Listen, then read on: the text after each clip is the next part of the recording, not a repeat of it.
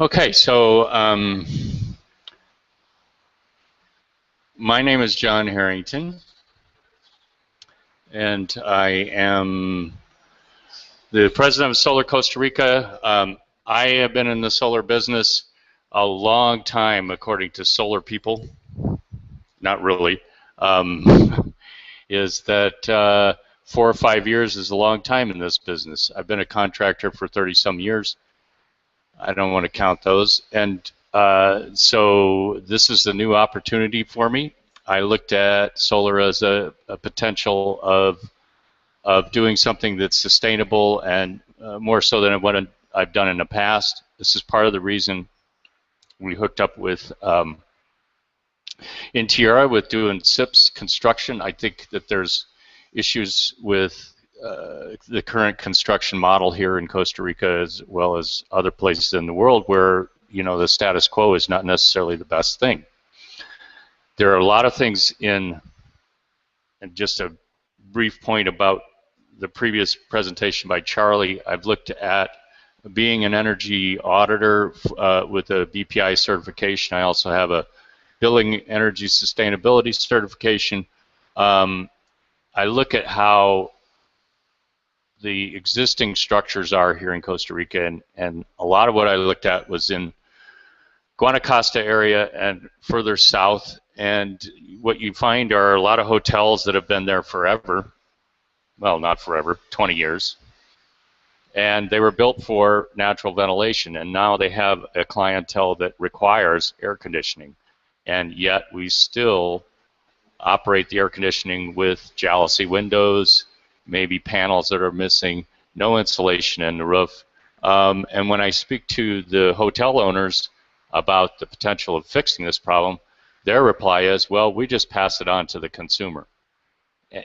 At some point in time, the consumer is not going to be willing to pay that extra $10 a day, which is about what these older hotels cost. Okay, has nothing to do with solar necessarily, other than, let's say,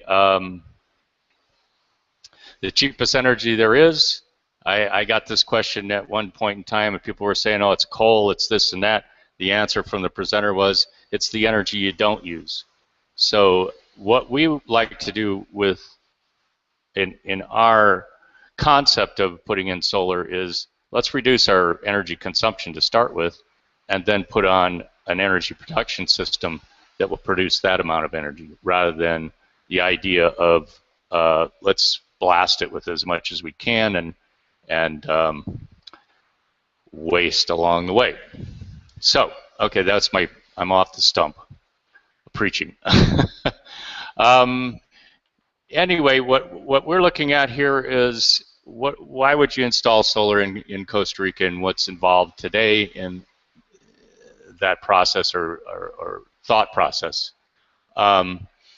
This slide presentation I started actually in 2002. So we're looking at 2002 prices.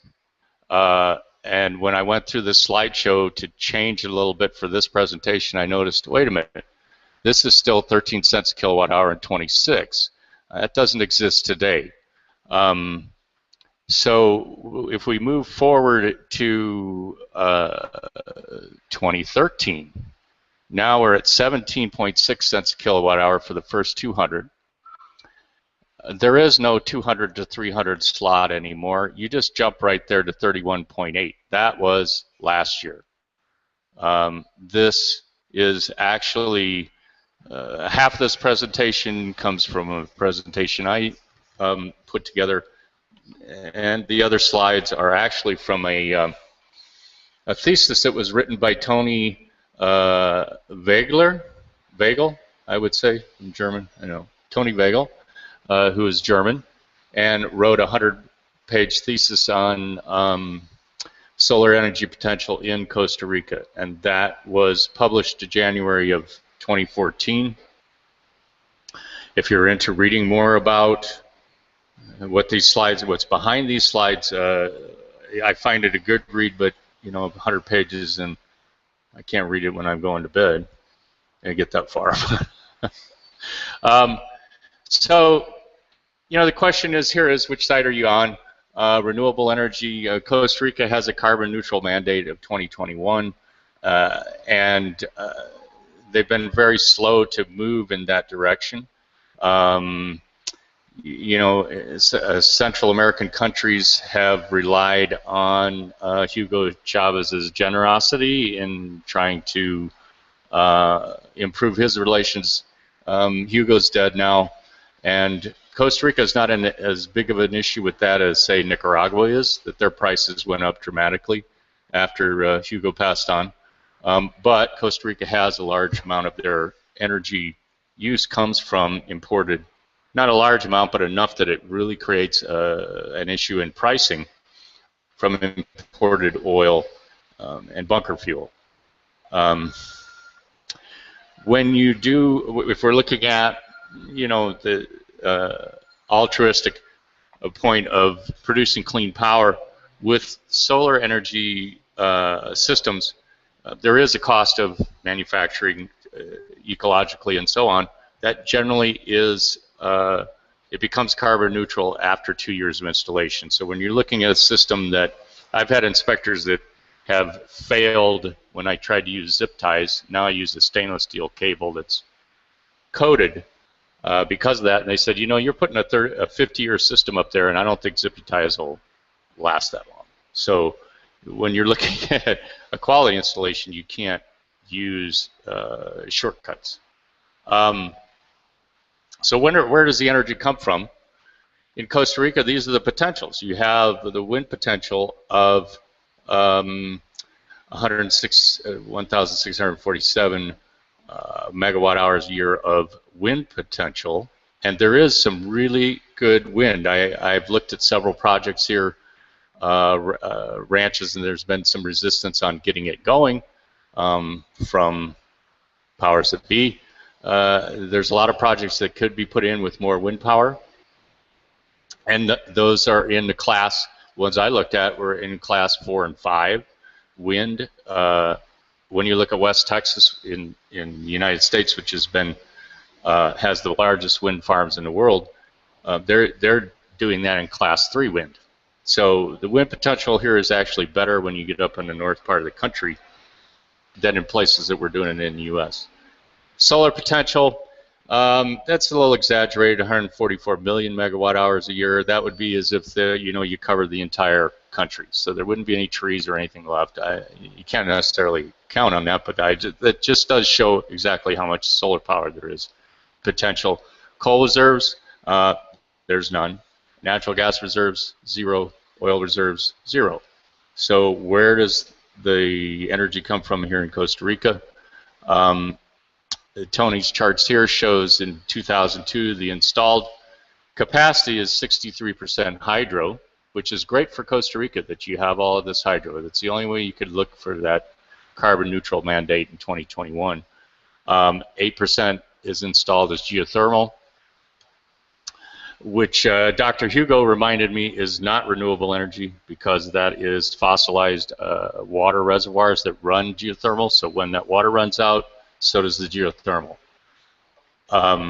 Fossil fuels has a 24% installed capacity. 2012, they didn't use as much.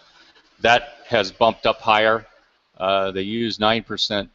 And fossil fuels are supposed to be used for peak energy periods. But there are also plants that are running base loads, which means it runs all the time. And it's very expensive power. Wind power is at 5%, and that's really not a bad place to start, but there's certainly plenty of potential for more wind here in Costa Rica. This is another chart of the development of the electricity mix. It's mostly hydro. There's some geothermal. That geothermal is going to kind of remain flat. Hydropower, I don't know how many more reservoirs you could build or with the way that it is, but if you actually look at this, there's a little yellow dot up there that shows solar, and this chart goes through 2024, and it was made by ESA and a prediction of how much solar there would be, and they don't show any. So but that has changed with ESA and the rest of the power generation companies which are government owned. So this gives you a mix of what you're using all the time. There is a fairly steady amount of geothermal. The wind goes up and down depending on the months. When you get it to run-of-river hydro, which is really, that's not stored hydro in the dark blue, and then when you get up to the light blue is the stored hydro from our Lake Arenal. And I just read an interesting thing in La Nation that this year Arenal is the lowest in 7 years. So hope for rain, because you really count on that. But then there is at the top, the red, the fossil fuels that are used either through the thermal plants, as they're called, or there are actually diesel generators that kick on to pick up the power when there's not enough from the other sources. So if you were going to install solar, if you have a target of 600 megawatts, that's 600 million kilowatts of installed solar power, that would be the difference in the chart. And if you look at the chart, you know what you're picking up here is in these months you're only dropping your thermal production, your fossil fuel use, but in March you're actually cutting into how much Arenal has to dump water. So as you produce more solar power, you actually slow down the turbine in Arenal, and that makes it so you can store that power longer and use it in other months rather than using it in that current situation. So the benefits of solar, you know, there are things that are just very simple to understand. Reduced energy costs. I think solar right now is at a grid parity, and that's one of the reasons I came to Costa Rica to look at installing solar. I've been doing it in the United States, and we rely what we call the solar coaster. It is relying on rebates, government incentives, tax credits, things like that. I had a solar customer send me something yesterday that had expected solar installations, and they were going to skyrocket in 2016. Why? Because the 30% tax credit runs out in 2016. If you don't install it by then, that's 30% you're not going to get as a credit. So here you're actually working with a grid parity with actual costs of the electricity. It's a clean energy. It makes a greener planet. More stable economy. The energy sector in Costa Rica has been identified as one of the weakest parts of Costa Rica's infrastructure because a lot of it's dependent on moisture and or OPEC or power from Venezuela. It's oil imports. So greener planet, that's pretty cool. I like the leaves on there, but okay. So that as far as more stable economy, just had a quote. The advantage of wind and solar energy is that at this climate it produces the most wind and sun in the dry season, just when the level drops in the hydroelectric dams, and they drop to their lowest, inhibiting the electrical production. So it's something that's balances out with the stored hydro. Resistance to solar systems, and is high upfront costs, PV in cloudy environments. People think, well, it rained today. It doesn't work here. Okay, well, let's look at what actually the solar potential here. Limited data, and that's one of these things like this new report that is actually relying on various types of sources to give us much better data than we had in the past. Lack of skilled installers. Solar Energy International, which I took my classes through, offered a class this year. The U.S. State Department paid for it. They trained 40 Central Americans, including 8 people from Costa Rica. So there is going to be, as the demand increases, of course, there's going to be more trained installers. And a few opportunities for solar energy awareness. And well, that's what this program is about here tonight, among other things that are happening here in the country. So high upfront costs, the cost of solar has gone down. And one thing you're looking at now, which just happened, actually I am shipping some panels that I purchased just before the new trade dispute between the U.S. and China went into effect, and it's been in effect between the U.S. and China. But then China, I went there to report on because I had a radio program in the past that I reported in Shanghai when this actual lawsuit came about, and there were actually manufacturers there were asking me, well, you know a place where we can manufacture other than here in China, because we want to move our fabrication plant to Mexico or to Costa Rica or someplace like that because we can get around the duty. What happened was they all moved to Taiwan, and what happened with that lawsuit was it shifted from panel manufacturer to cell manufacturers, and so any cell that's manufactured in China got moved to Taiwan. They produced the ingots in China, they shipped them to Taiwan, they sliced and made the cells, they shipped them back to China and produced the panels. Well, lo and behold, last week was when you started having to pay a deposit for the new tariff, which is now going to come out against anything from China or Taiwan.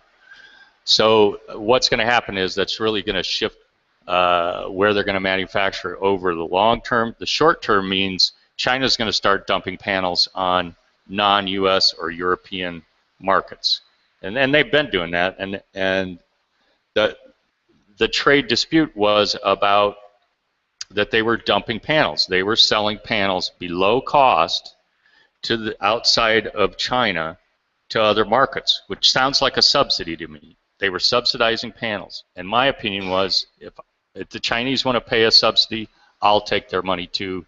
If you're from the U.S., you know we owe them $1.2 trillion. It's pretty much our money.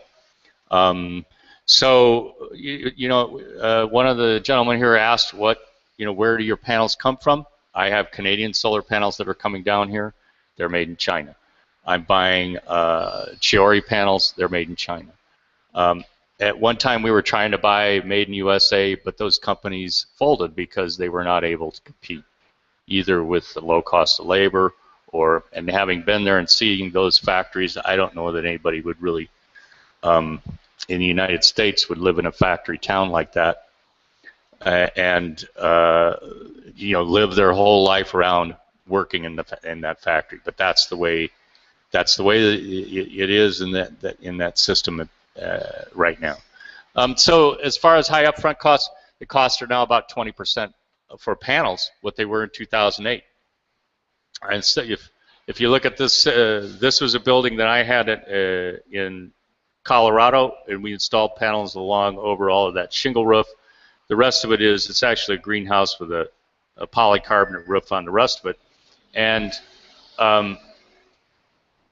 it reduced my electrical bill by half. And that actually, when I put that in 2009, right now I'm paying almost down to 10% of what I paid for those panels in 2008. So large reduction. Cloudy environments. It does get rainy. Today it was raining, right?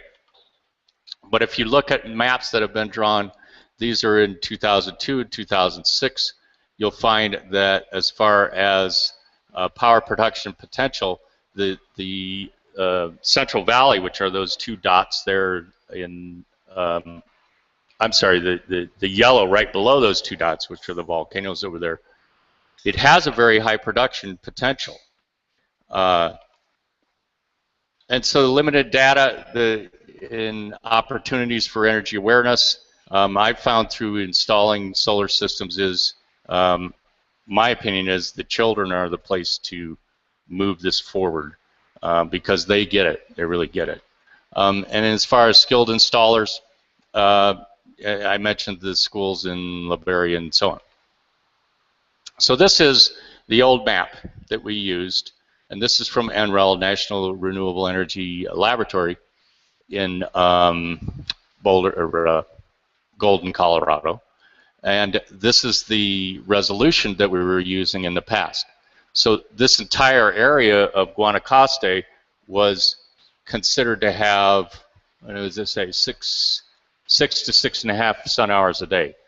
That now has changed drastically on what that solar potential shows. And you use what's PV watts as a computer modeling to figure out how much power you're going to use. The closest place that they actually had a weather station was in Rivas, Nicaragua. So it wasn't very good. Now, with the new data that's come out, it shows that this is supposed to be your yield or potential yield in kilowatt hours per year per kilowatt installed. So if you install 4 panels, that's a kilowatt or 1,000 watts. So you should expect in 1 year to produce in Guanacaste 1,524 kilowatt hours a year. Well, there was this misconception that when you got up here where it rains, that it's not that good. It's not very good at all. And when you get to the Caribbean, it's not good at all. But if you look at those numbers, the Central Valley is 1488. It's not that far from Guanacaste in total annual production. The Caribbean region, even in Limon, it still produces 1,288 kilowatt hours per year for each 1,000 watts installed. And these are just, this kind of gives you some idea. I mean, it's rather busy in there, but the power production shows even in the, if you look at the dark blue at the top is the actual production with systems that are installed here in the Central Valley. And if you look at the North Pacific, which is in red, there are certain months where you actually produce more power here in San Jose than you do in Guanacaste. So I think that this area here has a great potential. And this is if you're considering about your architecture and which way your roof faces, the further north you go really makes a big difference on how far south your panels are. This shows actual orientation in Alajuela of a system where some of it's facing north, some of it's facing south, and it shows certain, obviously right now, if your panels were facing north, they're making more power than they are facing south. And just to give you some reliability in this data, these graphs are ground measurement data measured against satellite measures from Solar GIS, so it's pretty close. It's not, you know, climate deniers can't say, oh, there's heat islands, there's this and that. I mean, it matches. So I think that that kind of gives us the idea that it's very accurate. This is actually my system today, which is very small, on this building. And as you can see, today it was kind of cloudy and rainy. The graph of power production was rather erratic. And it has been all week. Interesting that I installed this a month ago, and so in 30 days we produced 33 kilowatt hours for one solar panel. That's a 235 watt panel. You should get at least 1.5 kilowatt hours average, because when you get to the dry season, the graphs are going to look more like this than like this. This is every time there's a cloud comes by, it drops again, and power production is certainly related to that. So the old way we did it was with the NREL or SWERA data, which were computer modeling, and it would give you, you could pinpoint certain areas and it would kind of give you an idea of how much production you would get. It also does a monthly variation in how much production you get.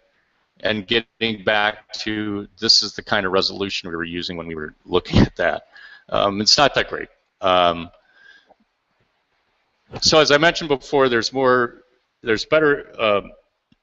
training on installers, and I can tell you that if you're now going to do any kind of interconnection with ESA's grid, and probably as the other rural co-ops and so on cooperate with the new law that AeroSep requires them to allow net metering by October. So that's going to be a big change. Is that before, the pilot program that ESA had was only for ESA customers. If you pay ESA directly, you could install solar and do net metering. AeroSep back in April made a ruling that every customer in Costa Rica has to be able to do net metering within 6 months. So, you know, things might be a little slower than that, but that's the law. They're supposed to comply within 6 months. So that makes 62% of the customers for electricity in Costa Rica that could not install solar legally in the past will be able to do that starting in October. Just some other ideas, you know, maintenance. People question how much maintenance you do, and this gentleman over here has a system in the U.S., and how much maintenance do you do on yours? Nothing. You collect the checks, right? I'm sorry? Yeah. Oh, you wash it. Oh, yeah. Well, you know, the rain will do that. Yeah. So, you know, maintenance on solar is projected to be about 1/10 of 1% of the installed cost per year. When you look at those large wind farms, the one right up here above Santana, the maintenance on those turbines, wind turbines, is figured in at 30% of the actual production output each year is put into maintenance, because you got a spinning part that's being pushed by wind, which is rather erratic, as opposed to a solar thing that just sits there. This is actually a carport. It does increase the cost of the system, but it makes it a dual purpose. I can't understand why people wouldn't be doing more of that here. Sure makes your car a lot more friendly when you get in. So what are the government incentives here? They've changed now is that the pilot program will be allowed countrywide. Central Valley here is CNFL. It's not necessarily allowed to have systems put in. That's not to say we haven't done it in Costa territory, where we had sort of an informal agreement for that. So, you know, where do you look for a quality company? We're NABCEP certified. I would say that if you contact other companies, you would look for certification of, as a solar installer, those that went through the class through it's called APSA, and I don't know what that acronym stands for. They did go through the same classwork that I did. They didn't, but they did not have to take the NABCEP test. Nevertheless, it still improves the quality of what people are doing so that they can meet international electrical code. They're spending a lot of cowboys and so on around here. So the other thing we do is energy audits with the building energy sustainability technician rating and blower doors, as Charlie mentioned, and I'm shipping mine down here. If you're using air conditioning, it's a good idea. If you're using natural ventilation, well, you know, a blower door is not really going to do you any good. The other things we look for, we look for gas leaks. We have a gas sniffer. We have carbon monoxide detectors. Anytime you start sealing up a home and you have any kind of internal combustion in that home, if you're using propane for cooking, water heating, anything like that, you really need to look at any potential for carbon monoxide. This is actually a hotel in Jaco, and I was there with my electrician, and he had the air conditioner set at about 60 in Fahrenheit. So I'm not sure what 32 degrees centigrade is up on the ceiling, but it's hot. I know that. And this was as the sun was already going down.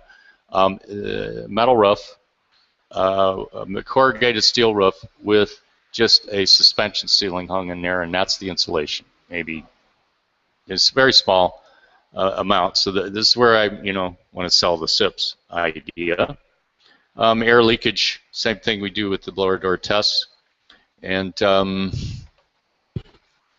so anyway, we started as far as the Sol as a company here. I purchased Solar Costa Rica a year after that, and we're operating under that name now. And so what to look for: safe, ethical production,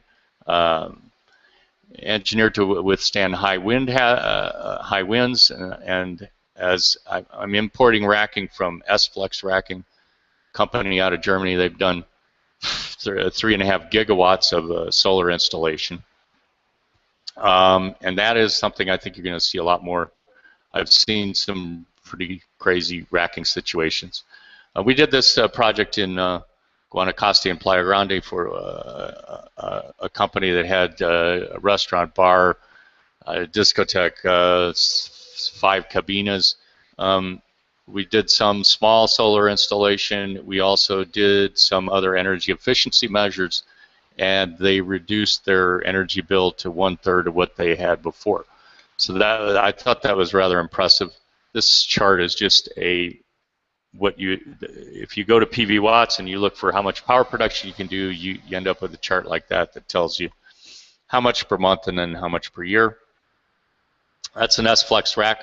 Probably not in Costa Rica. Actually, that's in Breckenridge, Colorado. And just to give you some idea of the structural potential of those systems. And those are just some demo parts for ground mounts. And anyway, we like to work here and love to help you with your energy issues. So if there's any questions. I don't know, 17 minutes turned into 35. All right then. Well done, gentlemen. Nice. Thanks, John.